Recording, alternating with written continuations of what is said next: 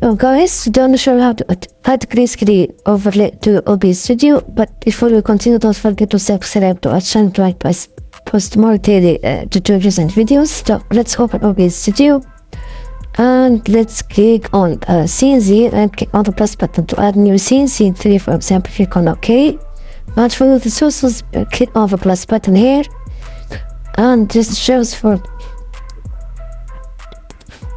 and click on media, click on media, click on OK, and browse the file, locate your green screen view and click on open. You can make sure this to be looped, so click on OK, and here it is, your green screen just added to your OBS Studio.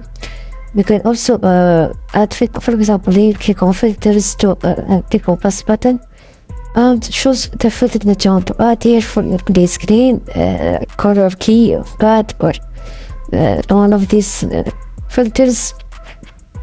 And that's pretty much it, guys. If you found this video helpful, don't forget to like, subscribe, leave